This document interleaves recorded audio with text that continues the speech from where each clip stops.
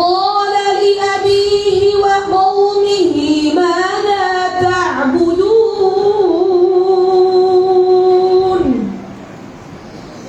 أئفكا آلهة دون الله تريدون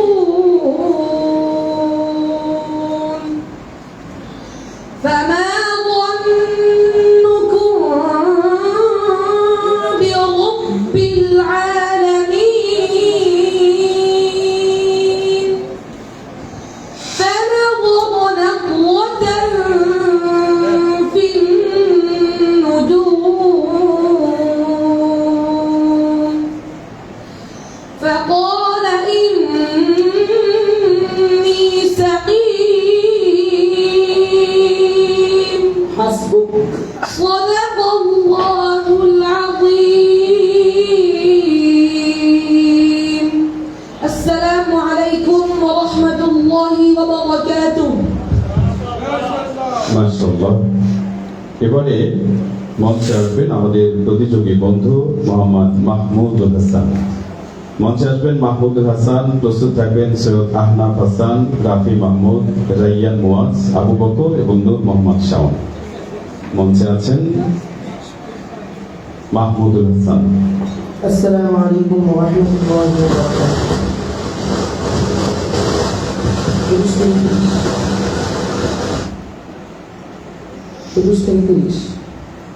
أعوذ بالله من الشيطان الرجيم.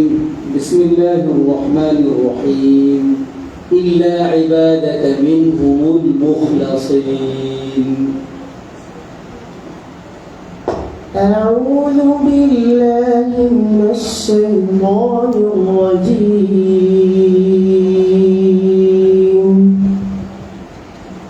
بسم الله الرحمن الرحيم. إلا عبادك منهم المخلصين. قال فالحق والحق أقول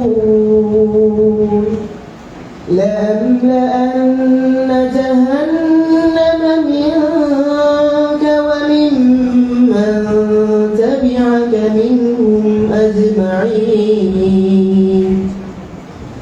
قل ما أسألكم عليه من أجر وما أنا من المتكلفين إن هو إلا ذكر للعالمين ولتعلمن نبأه بعد حين. بسم الله الرحمن الرحيم. تنزيل الكتاب من الله العزيز الحكيم. إن في السماوات والأرض إنا أنزلنا إليك الكتاب بالحق فاعبد الله مخلصا له الدين. حسبك. صدق الله العظيم. صدق الله العظيم. السلام عليكم ورحمة الله.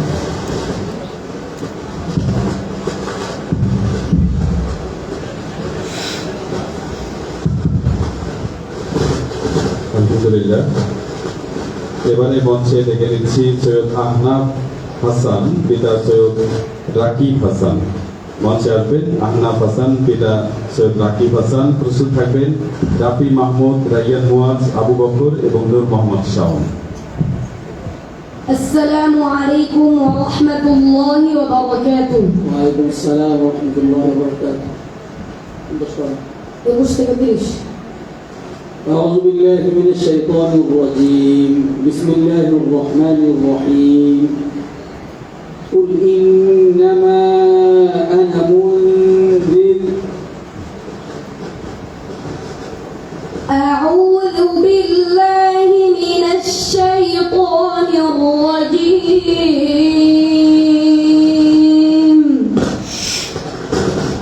بسم الله الرحمن الرحيم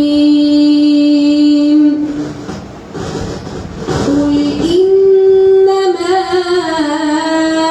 أنا منذر وما من إله إلا الله الواحد القهار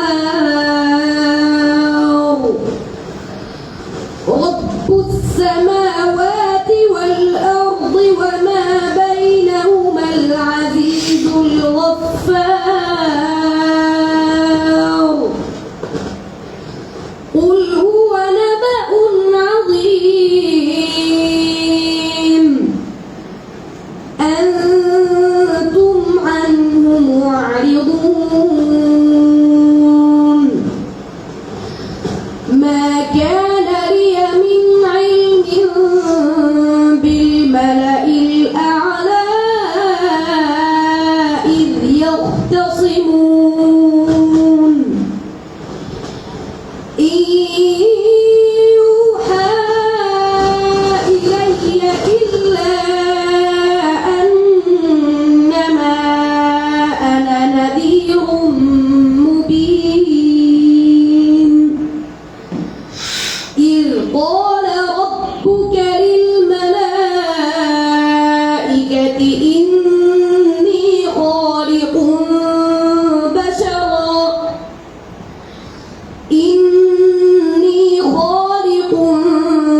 بشرا من طين فإذا سويته ونفخت فيه من روحي فقعوا له ساجدين فسجد الملائكة كلهم أجمعون إلا إبليس استكبر وكان من الكافرين قال يا إبليس ما منعك أن تسجد لما خلقت بيدي أستكبرت أم كنت من العالين قال أنا خير منه خلقتني من نار وخلقته من طين حسبك. صدق الله العظيم. السلام عليكم ورحمة الله وبركاته.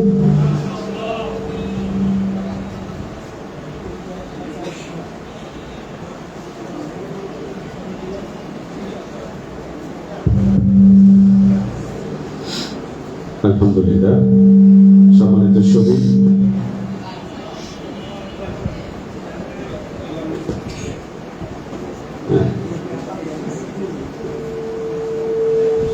আমরা প্রায় শেষের দিকে চলে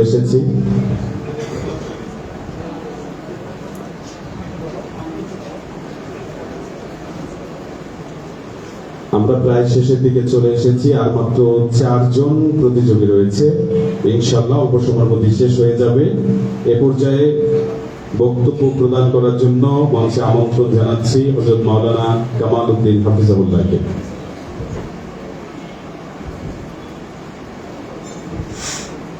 সংক্ষিপ্ত বক্তব্য প্রদান করবেন সম্মানিত অতিথি হযরত মাওলানা কামাল উদ্দিন হাফিজাহুল্লাহ।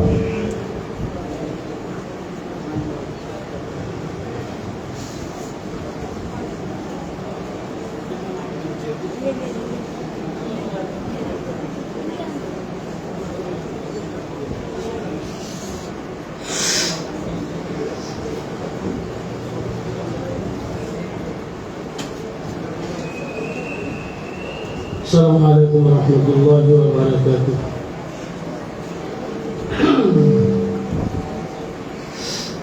কোন বিষয় একবার শুরু করার পর এটা বন্ধ হয়ে গেলে দ্বিতীয়বার ওটা শুরু করা এটা কষ্টকর। যাই হোক, আহলুল কোরআন ওয়া সুন্নাহ ফাউন্ডেশন কর্তৃক আয়োজিত হিফজুল কোরআন প্রতিযোগিতার এই প্রাণবন্ত অনুষ্ঠান, এখানে যারা উপস্থিত আয়োজক বৃন্দ, বিচারক বৃন্দ, প্রতিযোগী ভাই, তোলাবা এবং অভিভাবক সকলকে আন্তরিক ধন্যবাদ। এবং আমি এই মঞ্চে উপস্থিত হতে পেরে নিজেকে ধন্য মনে করছি, নিজেকে গর্বিত মনে করছি।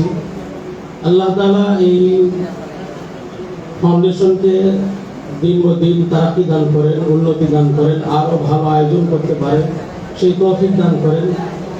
আজকের এই আয়োজনের মধ্যে যে ত্রুটি দেখা গেছে, জেনারেটর নাই, সামনে জেনারেটরের ব্যবস্থা করতে পারে, আমরা এটাও আল্লাহ তাআলার কাছে আশা করব।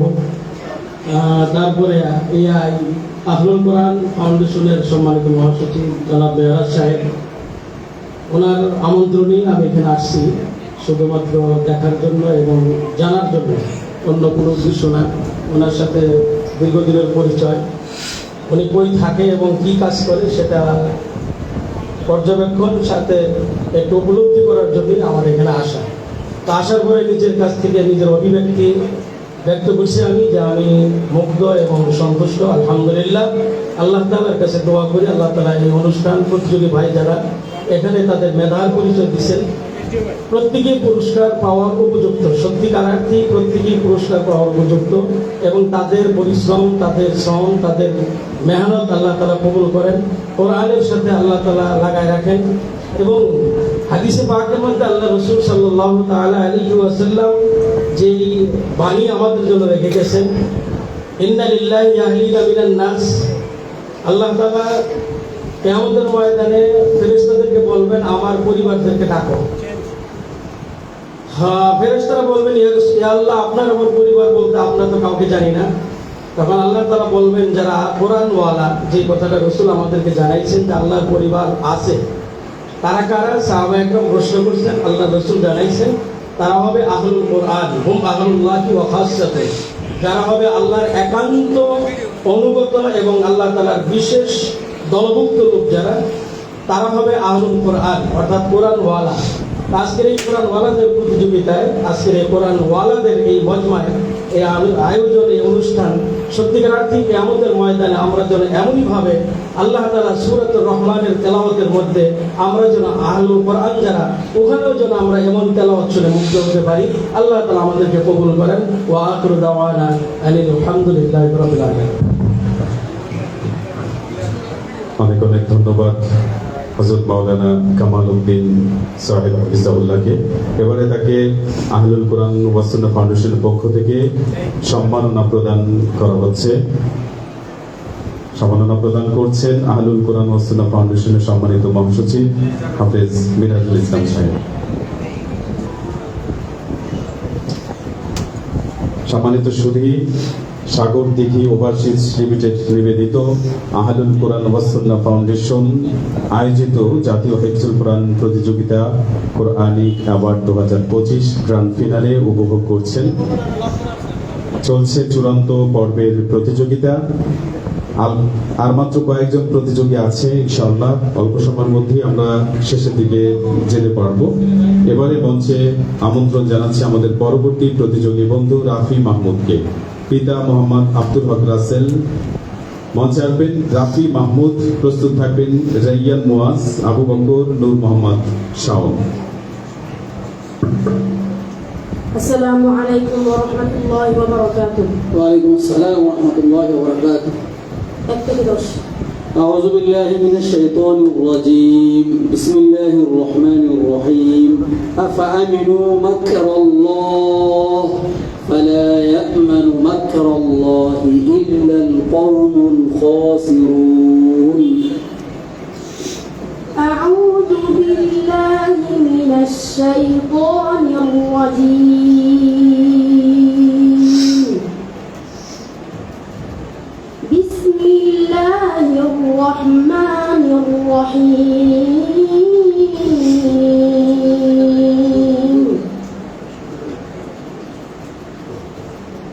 أفأمنوا مكر الله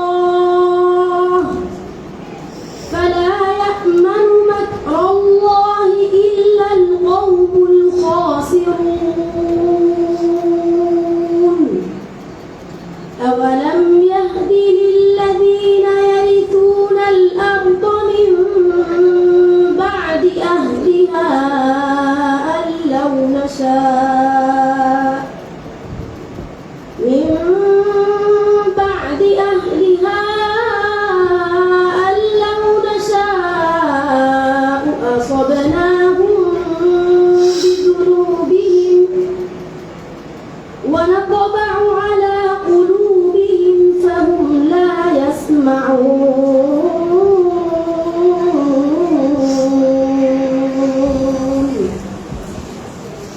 تلك القرى نقص عليك من أنبائها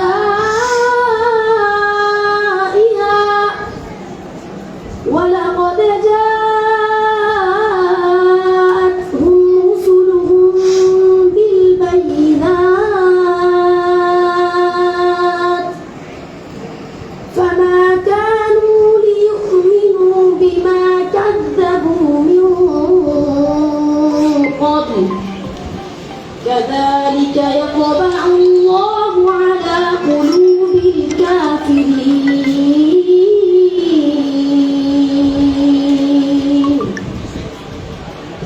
وما وجدنا لأكثرهم من عهد وإن وجدنا أكثرهم لفاسقين أباد وما وجدنا لأكثرهم من عهد عهد قلقل قوي بشي قلقل وما وجدنا لأكثرهم من عهد وإن وجدنا أكثرهم لفاسقين حسبك صدق الله العظيم صدق الله العظيم السلام عليكم ورحمة الله وبركاته মাশাআল্লাহ, অনেক ধন্যবাদ রাফি মাহমুদকে। সম্মানিত সুধী, আজকের এই আয়োজনের সম্মানিত সভাপতি সাহেব হযরত মাওলানা মুফতি নাসির উদ্দিন সাহেব হাফিজাহুল্লাহ, শাইখুল হাদিস ও মুহতামিম জামিয়া রহিমিয়া ইসলামিয়া রহিম মেটাল তেজগাঁও ইতিমধ্যে আমাদের মাঝে উপস্থিত হয়েছেন এবং তিনি তার আসন অলঙ্কৃত করেছেন। আহলুল কোরআন ওয়াস সুন্নাহ ফাউন্ডেশনের পক্ষ থেকে সম্মানিত সভাপতি সাহেবকে আন্তরিক মোবারকবাদ এবং অভিনন্দন জানাই। এ পর্যায়ে মঞ্চে আমন্ত্রণ জানাচ্ছি আমাদের পরবর্তী প্রতিযোগী রাইয়ান মুয়াজকে। পিতা এস এম মান্নান, প্রস্তুত থাকবেন আবু বকর এবং নূর মোহাম্মদ শাওন। মঞ্চে আসছেন রাইয়ান মুয়াজ, কোড السلام নাম্বার عليكم 1243। ورحمة الله وبركاته وعليكم السلام ورحمة الله وبركاته هاتي أعوذ بالله من الشيطان الرجيم بسم الله الرحمن الرحيم وتمت كلمة ربك صدقا وعدلا لا مبدل لكلماته أعوذ بالله من الشيطان الرجيم بسم الله الرحمن الرحيم وتمت كلمة ربك صدقا وعدلا لا مبدل لكلماته وهو السميع العليم وإن تطع أكثر من في الأرض يضلوك عن سبيل الله إن يتبعون إلا الظن وإن هم إلا يخرصون إن ربك هو أعلم من يضل عن سبيله وهو أعلم بالمهتدين وإن تطع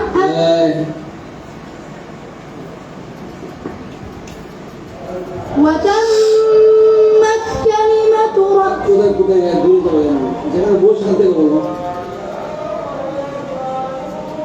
إن ربك هو أعلم من يضل عن سبيله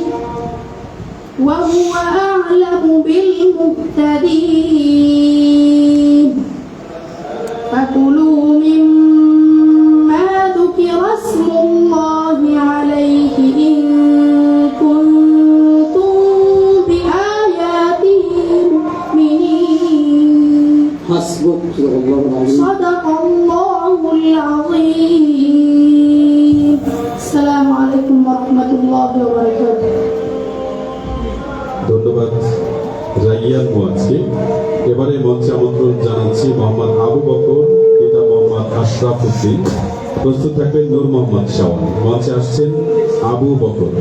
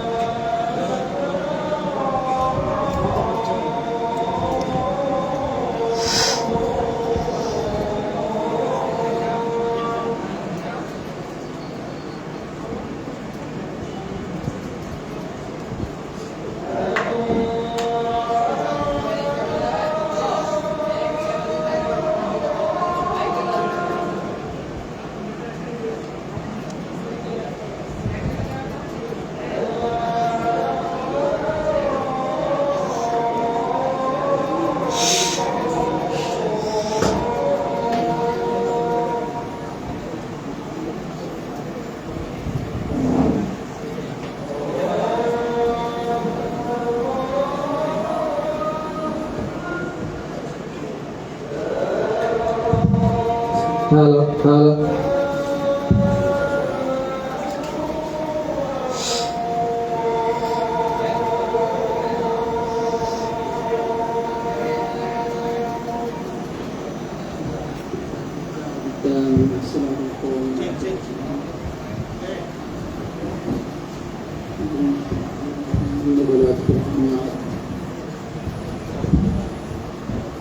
أعوذ بالله من الشيطان الرجيم بسم الله الرحمن الرحيم ولقد كانوا عاهدوا الله من قبل لا يولون الأدبار وكان عهد الله مسؤولا أعوذ بالله من الشيطان الرجيم بسم الله الرحمن الرحيم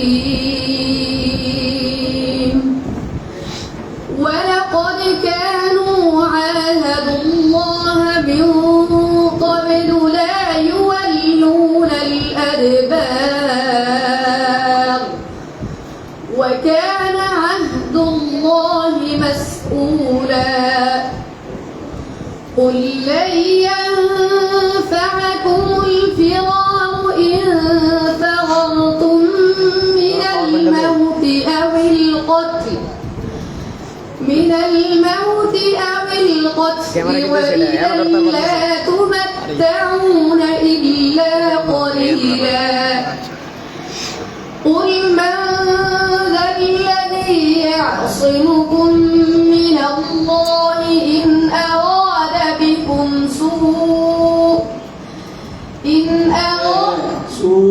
যদি হয়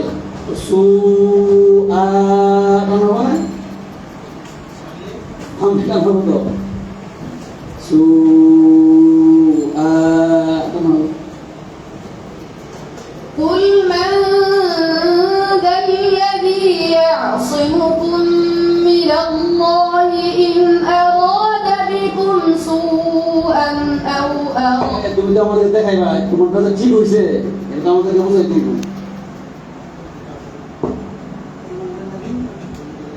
قل من ذا الذي يعصمكم من الله إن أراد بكم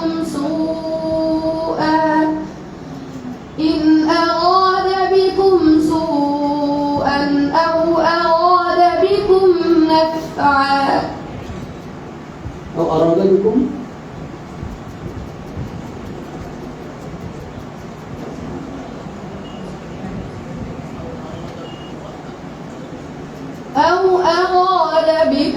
رحمة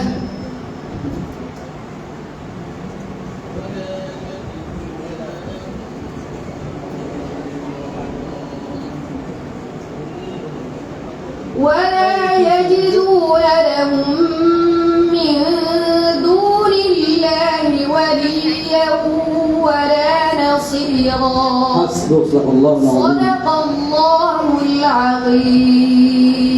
السلام عليكم ورحمة الله وبركاته. এবারে মঞ্চে আমন্ত্রণ জানাবো আজকে সিরিয়ালের সর্বশেষ প্রতিযোগী নূর মোহাম্মদ শাওন, পিতা গোলাম মোস্তফা। তবে মাঝখানে একজন বাকি ছিল, অনুপস্থিত ছিল আব্দুল্লাহ ফাহিম, তাকেও প্রস্তুত থাকার জন্য অনুরোধ জানাচ্ছি। এখন মঞ্চে আছেন নূর মোহাম্মদ শাওন, পিতা গোলাম মোস্তফা। প্রস্তুত থাকবেন প্রথম দিক থেকে 4 নম্বর সিরিয়াল আব্দুল্লাহ ফাহিম। السلام عليكم ورحمة الله وبركاته. ওয়ালাইকুম আসসালাম ওয়া রাহমাতুল্লাহি ওয়া বারাকাতুহু। ايش تقدرش؟ أعوذ بالله من الشيطان الرجيم. بسم الله الرحمن الرحيم. من الذين فرقوا دينهم وكانوا شيعا كل حزب بما لديهم فرحون.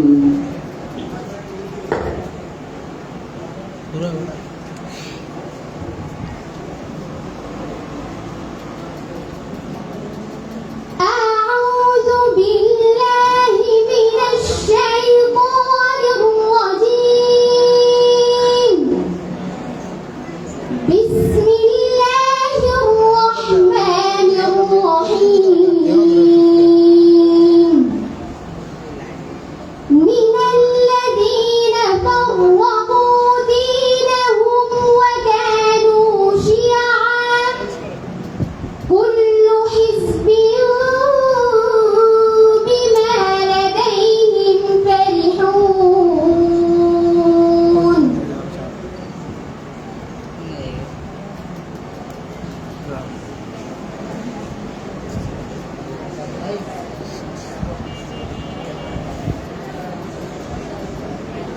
বলে দিলে কিন্তু নাম্বার কেটে যাবে, যে বলে দিন। من الذين فرقوا دينهم وكانوا شيعا كل حزب بما لديهم فرحون. الذين وإذا مس الناس وإذا مس الناس ضر دعوا ربهم منيبين إليه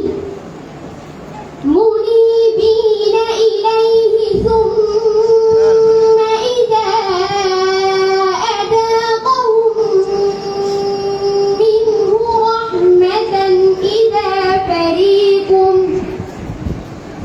منه رحمة إذا فريق, তাহলে এটা কি হলো? এক শব্দের একটা অক্ষর বললা, ওই শব্দ তো বাকি রয়ে গেল। ফারিক এক শব্দ, মিনহু মানে শব্দ, কিন্তু ফারিকুন বলো। منه رحمة إذا فريق منهم بربهم يشركون. ليكفروا بما آتيناهم فتمتعوا فسوف تعلمون.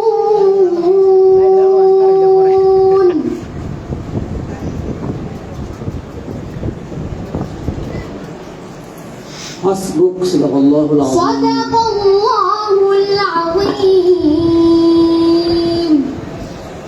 নূর মোহাম্মদ শাওনকে ধন্যবাদ। নূর মোহাম্মদ শাওনকে ধন্যবাদ। এবারে সম্মানিত বিচারক মন্ডলীর দৃষ্টি আকর্ষণ করছি, একজন আমাদের ছুটে গিয়েছিল অনুপস্থিত থাকায়, মোহাম্মদ আব্দুল্লাহ আল ফাহিম বিদ্যুৎ ছিল না। আব্দুল্লাহ আল ফাহিম,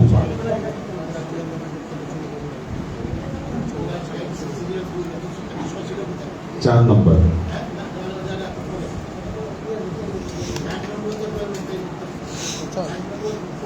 السلام عليكم ورحمة মানে কি বিদ্যুৎ الله ছিল না, আওয়াজ পায়নি, এজন্য পরে পরে 4 নম্বর সিরিয়ালে যাতে 30 শেষ হয়ে গেলে এত সময় কোথায় ছিল? এটা হবে, এইটা হলে নাম্বার হয়ে যাবে, মাইনাস হয়ে যাবে। অবশ্যই পাওয়া দরকার।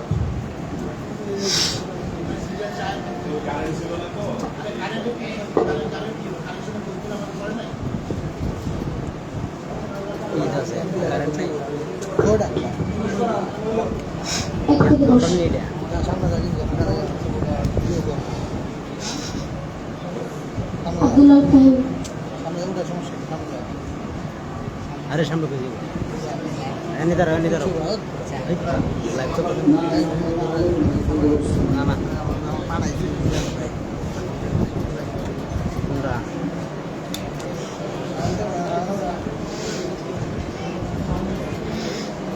أعوذ بالله من الشيطان الرجيم بسم الله الرحمن الرحيم والمؤمنون والمؤمنات بعضهم أولياء بعض أعوذ بالله من الشيطان الرجيم بسم الله الرحمن الرحيم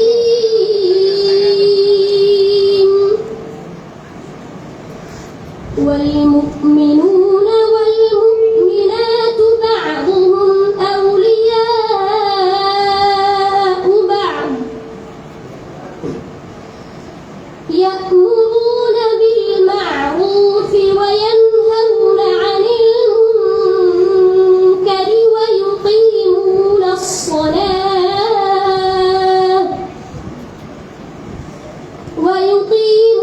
الصلاة ويؤتون الزكاة ويؤمنون بالله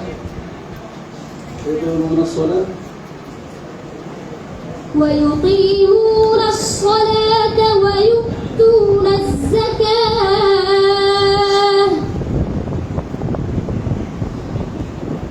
يأمرون بالمنكر يقيمون الصلاة ويقيمون الصلاة ويؤتون الزكاة ويؤمنون بالله ويطيعون الله ويقيمون الصلاة ويؤتون الزكاة ويطيعون الله ورسوله أولئك سيرحمهم الله والله عزيز والله غفور أولئك سيرحمهم الله والله إن الله عزيز حكيم إن الله عزيز حكيم وعد الله المؤمنين والمؤمنات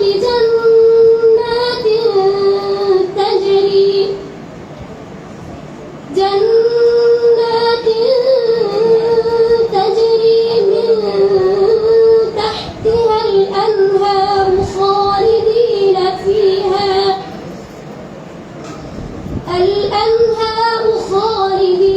فيها ومساكن طيبة في جنات عدن ورضوان من الله أكبر ذلك هو الفوز العظيم حسبك صدق الله العظيم السلام عليكم ورحمة الله আরেকজন বাকি আছে তো আবু সিয়াম বাকি আছে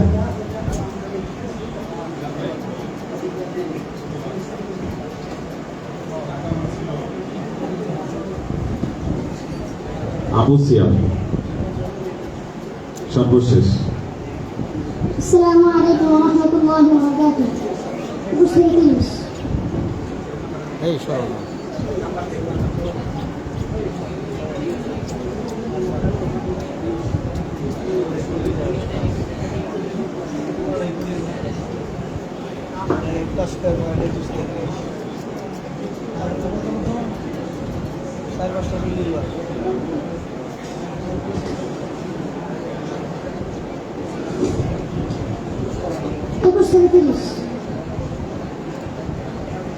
এই পিছে যাও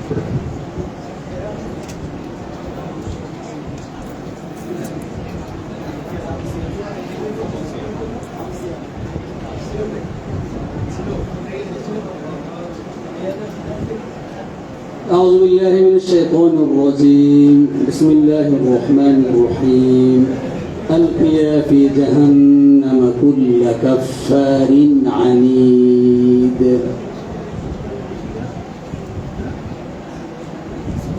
أعوذ بالله من الشيطان الرجيم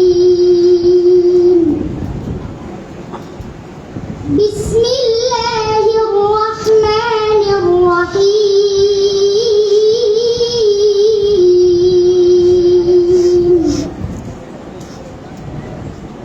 ألقيا في جهنم كل كفار عنيد مناع للخير معتد مريب الذي جعل مع الله إلها آخر فألقياه في العذاب الشديد قال قرينه ربنا ما أطغيته ولكن كان في ضلال بعيد قال لا تختصموا لدي وقد قدمت إليكم بالوعيد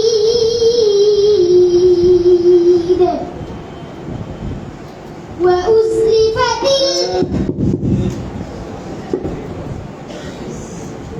قال لا تختصموا قال لا تختصموا لدي وقد قدمت إليكم بالوعيد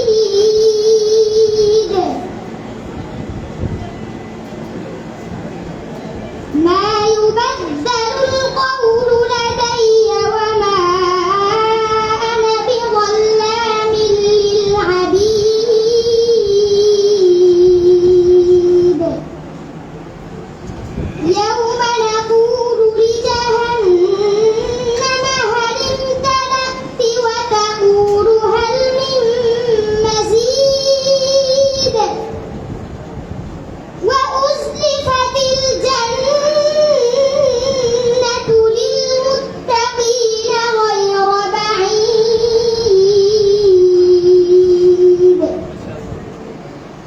هذا ما توعدون لكل أواب حفيظ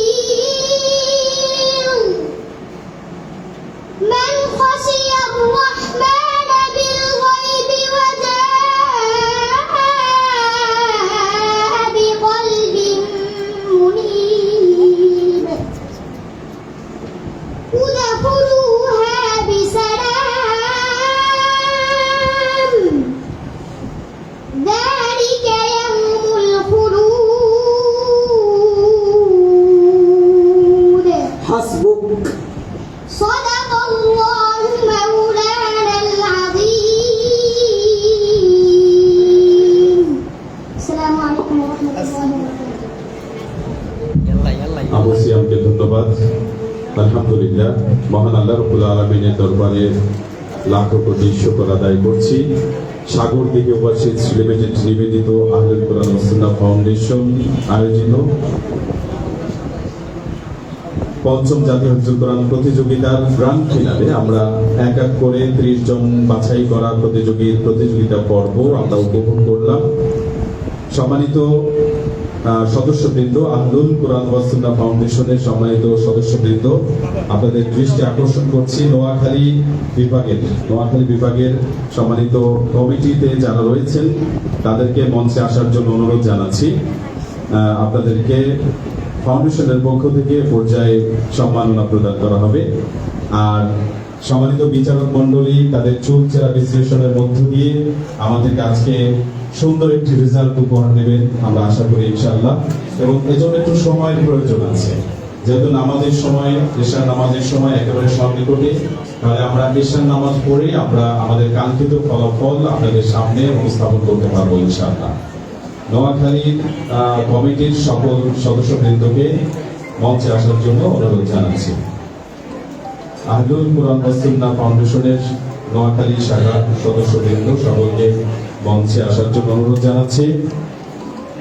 নাম ডাকলে একজন একজন করে আসবে।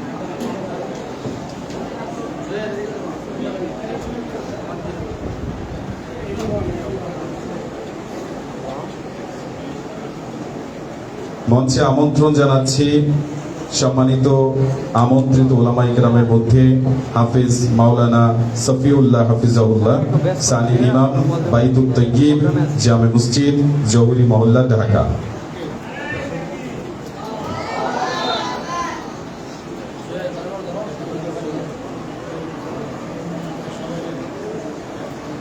মঞ্চে ক্রেস্ট প্রদানের জন্য আমন্ত্রণ জানাচ্ছি মুফতি মোহাম্মদ ইজহারুল হক দামাত বারাকাতুহুম, অধ্যক্ষ গাউসিয়া ইসলামিয়া ফাজিল মাদ্রাসা। নোয়াখালীর সম্মানিত সদস্যবৃন্দ, কমিটিতে যারা আছেন সবাইকে আসার জন্য অনুরোধ জানাচ্ছি। আপনাদেরকে ফাউন্ডেশনের পক্ষ থেকে এ পর্যায়ে সম্মাননা প্রদান করা হবে ইনশাআল্লাহ।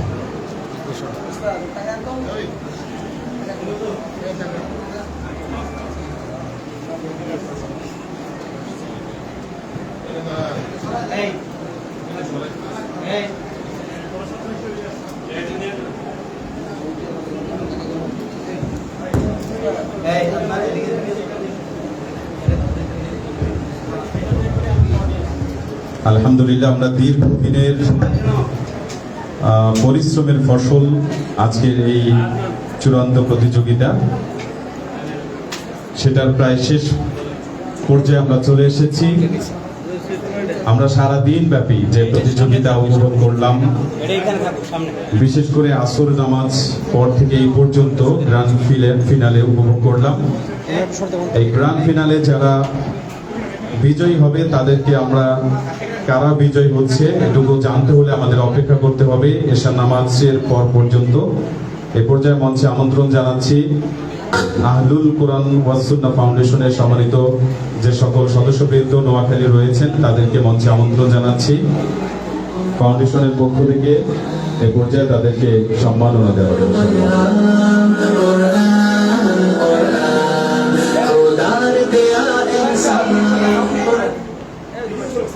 সাউন্ড হালকা চলবে, হালকা ব্যাকগ্রাউন্ডে চলবে। এ পর্যায়ে সম্মাননা প্রদান করা হচ্ছে সম্মানিত অতিথি হাফিজ মাওলানা সফিউল্লাহ সাহেব, সানি ইমাম, বাইতুত তৈয়িব, জামে মসজিদ, জহুরি মহল্লা। ফাউন্ডেশন বাংলাদেশের প্রতিষ্ঠা ইতিহাস 7 দফায় 2012 বাংলাদেশের হাফিজ জনগোষ্ঠী তখন এক অবহেলিত কঠিন সময় অতিবাহিত হচ্ছে। ঠিক সেই সময় দেশের কয়েকজন তরুণ হাফিজের মঞ্চে আমন্ত্রণ জানাচ্ছি ভারপ্রাপ্ত চেয়ারম্যান হাফিজ মাওলানা আফনান ইব্রাহিম সাহেবকে মঞ্চে আমন্ত্রণ জানাচ্ছি। তৈরি করার মহান প্রয়াস, এই স্বপ্ন বাস্তবায়নের অভিযাত্রা এই সাউন্ডটা একটু অফ রাখেন। এবারে সম্মাননা প্রদান করা হবে সম্মানিত অতিথি হাফিজ মোহাম্মদ ইকবাল হোসেন জাহাঙ্গীর, সহ সভাপতি নোয়াখালী জেলা আহলুল কুরআন ওয়াস সুন্নাহ ফাউন্ডেশন।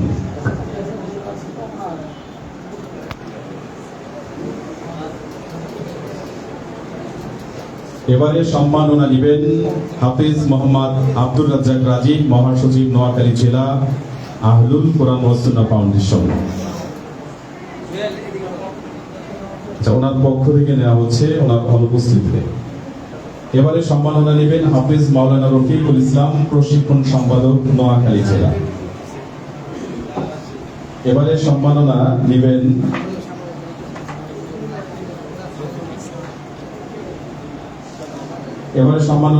হাফিজ মাওলানা আখতারুজ্জামান, যুগ্ম মহাসচিব নোয়াখালী জেলা। আখতারুজ্জামান।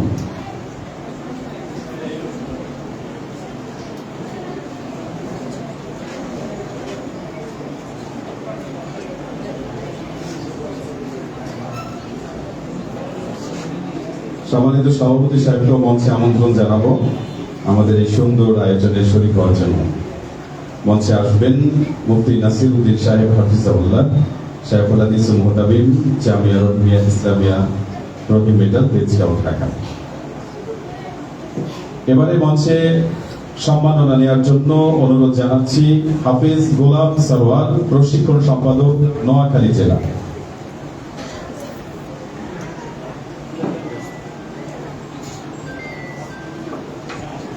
এবারে সম্মাননা গ্রহণ করবেন HM ইয়াসিন আরাফাত তামিম, সভাপতি, লক্ষ্মীপুর সদর উপজেলা। সম্মাননা নেবেন HM ইয়াসিন আরাফাত তামিম।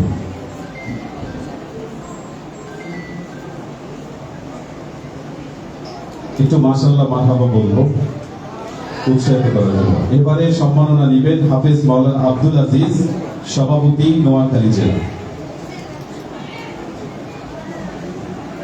তার পক্ষ থেকে প্রদান করা হোক।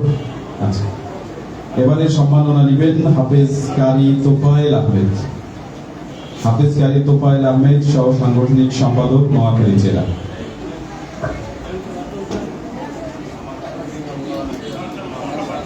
মাশাআল্লাহ।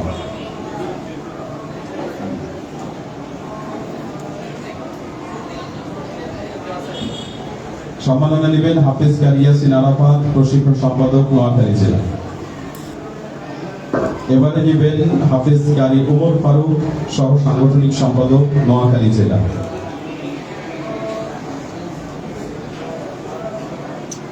এবারে নেবেন হাফেজ মাওলানা মাসুম বিল্লাহ, সেক্রেটারি, লক্ষ্মীপুর সদর উপজেলা। সম্মাননা নেবেন হাফেজ কারি ফজলুল করিম, মিডিয়া সম্পাদক, নোয়াখালী জেলা।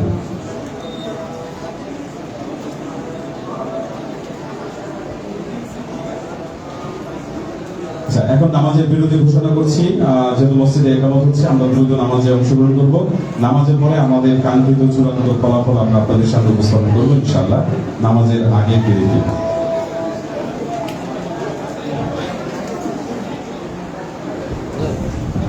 বন্ধ করে